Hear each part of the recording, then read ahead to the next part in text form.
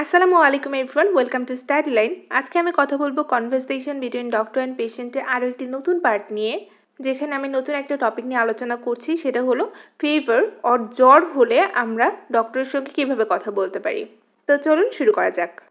Suppose আপনি third time same ডক্টরের কাছে গেছেন এবং তার সঙ্গে কথা বলছেন, এমনকি আপনার জ্বর হয়েছে, সেই ক্ষেত্রে যে ধরনের কথা হতে পারে। ডক্টর হয়তো তাকে চিনে গেছেন, কেননা এর আগে তাকে দেখানো হয়েছে। সাপোজ চিনে গেছে, সেই ক্ষেত্রে ডক্টর বলছে, ওফ miss Maria, is that you again, what's happening? ওফ মিস মারিয়া, আপনি আবার, কি হয়েছে? এর আগে ডক্টর তাকে দেখেছেন, এই জন্য তিনি নাম হয়তো জানেন। সেই ক্ষেত্রে ডক্টর এটা বলতেই পারেন, ওফ miss Maria, is that you again, what's happening? Then patient কি বলছে, যেহেতু তার খারাপ ফিল হচ্ছে, কি খারাপ ফিল হচ্ছে সেটা তিনি ডক্টরকে বলবেন।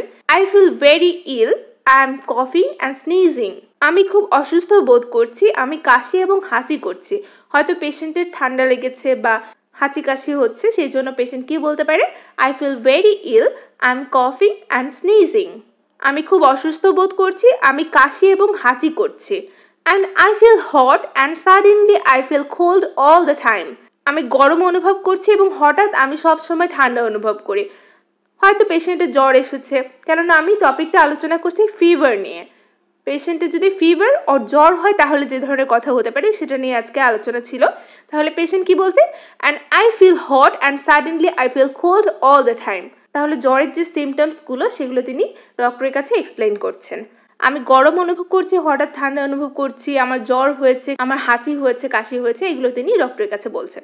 দেন ডক্টর কি বলতে পারে, late me measure your temperature. আমাকে আপনার তাপমাত্রা মাপতে দিন।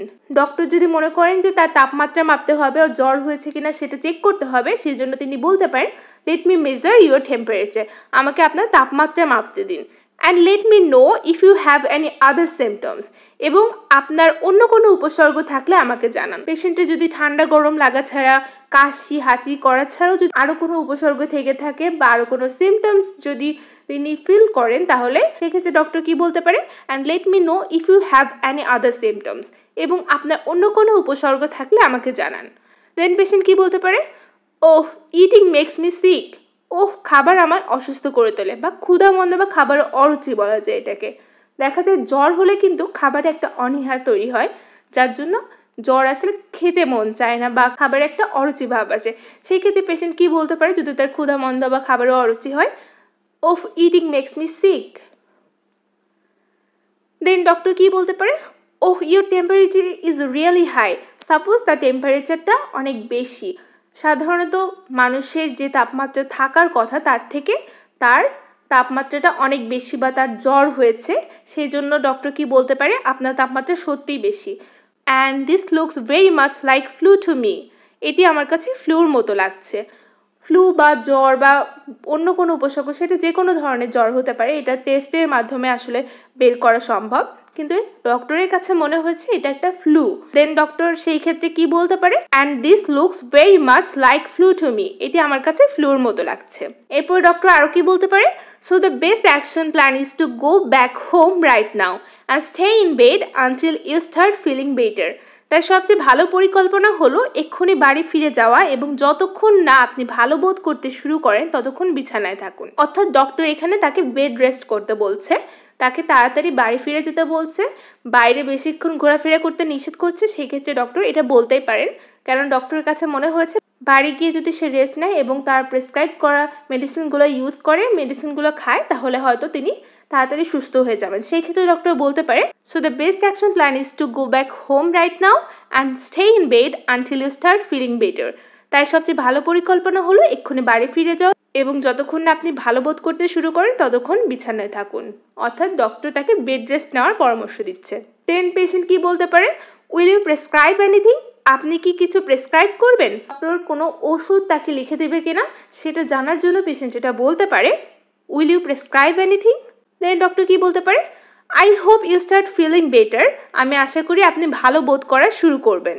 হয়তো তিনি আর কোনো ওষুধ প্রেসক্রাইব করাটা ঠিক মনে করছেন না, সেই ক্ষেত্রে ডক্টর বলছেন, I hope you start feeling better. আমি আশা করি আপনি ভালো বোধ করা শুরু করবেন। এছাড়া ডক্টর আরো কি বলতে পারে, but please if symptoms get worse give us a call and we are gonna take care of you.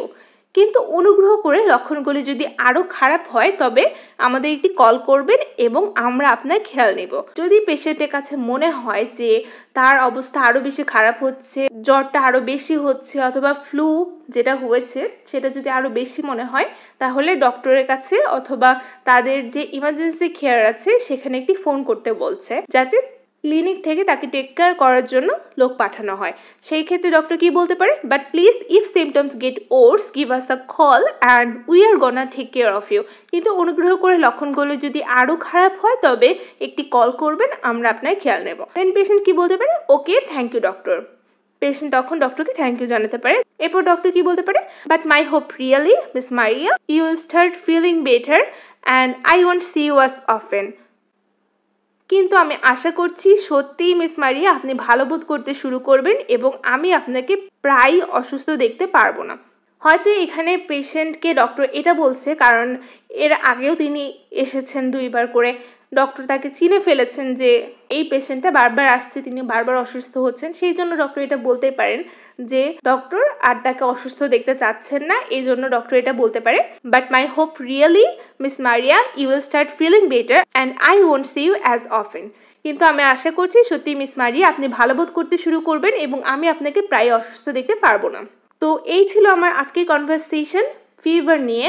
ডক্টরের কাছে থার্ড টাইম দেখাতে আসার ফলে যে ধরনের কথা হতেই পারে সেটা নিয়ে এর পরে কোনো ভিডিওতে আমি পরের টপিক নিয়ে আলোচনা করব। আজকে এই পর্যন্তই। সবাই ভালো থাকবেন, সুস্থ থাকবেন। ধন্যবাদ সবাইকে।